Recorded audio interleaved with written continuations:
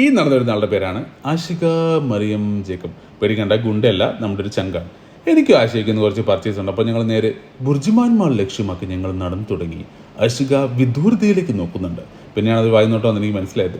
നമ്മൾ ആദ്യം പോയത് മലയാളികൾ ഡ്രസ്സ് എടുക്കാൻ ആലോചിക്കുമ്പോൾ തന്നെ അവരുടെ മനസ്സിൽ വരുന്നൊരു സ്ഥാപനമാണ് നമ്മുടെ മാക്സ്. അങ്ങനെ നമ്മൾ നേരെ മാക്സിലേക്ക് പോയി. ഒരുപാട് ഡ്രസ്സ് ആശയ ഇങ്ങനെ നോക്കുന്നുണ്ട്. പക്ഷേ ആശയ്ക്ക് ഒന്നും ഇഷ്ടപ്പെട്ടില്ല. സ്ഥിരം കലാപരിപാടി തന്നെ. അവിടെ നിന്ന് ഒരു മിറർ സെൽഫി എടുത്തു. നമ്മളവിടെ നിന്ന് ഇറങ്ങി. അങ്ങനെ നമ്മൾ നേരെ പോയത് ബാത്ത് ആൻഡ് ബോഡിയിലേക്കാണ്. അവിടെയുള്ള സകലമാന സാധനങ്ങളും ആശിക ട്രൈ ഔട്ട് ചെയ്തു. അതെന്തിനാണെന്ന് എനിക്ക് മനസ്സിലായില്ല.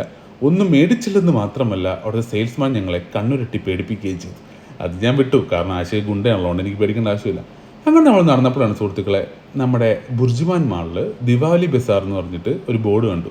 ഒരുപാട് ആൾക്കാർ ഇങ്ങനെ സ്റ്റോളിൻ്റെ ഇങ്ങനെ ചുറ്റിലും കൂടിയിരിക്കുന്നത് കണ്ടിട്ടുണ്ട്.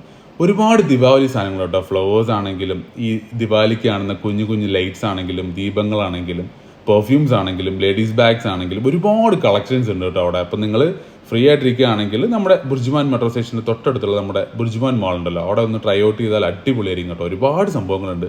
നമ്മുടെ കുട്ടികൾക്കൊക്കെ എന്താ പറയുക, കുട്ടികൾ കളിക്കാനുള്ളതും അവർക്ക് മറ്റേ ക്രയോൺസ് കോമ്പറ്റീഷനും പെയിൻറ്റിങ് കോമ്പറ്റീഷനും എല്ലാം അവിടെ നടക്കുന്നുണ്ട് കേട്ടോ. കാരണം ദിവാലി ആയിട്ട് ഒരു വൻ സെലിബ്രേഷൻസ് ആണ് ബുർജുമാൻ മാൾ നമുക്ക് വേണ്ടി ഒരുക്കി വെച്ചിരിക്കുന്നത്. അപ്പോൾ നിങ്ങൾ ഫ്രീ ആയിട്ടിരിക്കുകയാണെങ്കിൽ ഒന്ന് ഇവിടം വരെ പോയാൽ നല്ല രസമായിരിക്കും. അത് നമ്മൾ നേരെ പോയത് ആഷികയുടെ ബക്കറ്റ് ലിസ്റ്റായ ബർക്കിൻ സ്റ്റോക്കിലേക്കാണ്.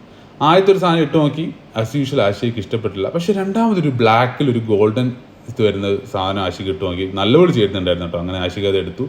അവിടെ നമ്മൾ പുറത്തിറങ്ങിയപ്പോൾ നല്ല അടിപൊളി ദിവാലി പാട്ടൊക്കെ ഇട്ട് ഡാൻസ്. എൻ്റെ മക്കളെ ഒരു രക്ഷയില്ല, അടിപൊളി കേട്ടോ. അവർ നല്ല സൂപ്പർബായിട്ട് പെർഫോം ചെയ്തു. അടിപൊളി. കുറേ നേരം അത് കണ്ടു ചെന്നതിന് ശേഷം ഞങ്ങൾക്ക് വിശന്നു. ഞങ്ങൾ നേരെ പോയത് ചോറ് കടയിലേക്കാണ്. രാത്രി 12 മണിക്ക് ചോറ് തന്നെ അവർ കൊതി. അങ്ങനെ നേരെ പോയി നല്ല അടിപൊളി പൊതിച്ചോറ്. എൻ്റെ മക്കളെ വീട്ടിൽ ഉമ്മ ഉണ്ടാക്കുന്ന പോലത്തെ പൊതിച്ചോറ്, ഒരു രക്ഷയില്ല. അത് ആസ്വദിച്ച് കഴിച്ചു. പക്ഷെ അനങ്ങാൻ പറ്റുന്നത്. പക്ഷെ എന്താണെങ്കിലും അടിപൊളിയായിരുന്നു. അപ്പോൾ ഗൈസ്, ബൈ, സീ യു.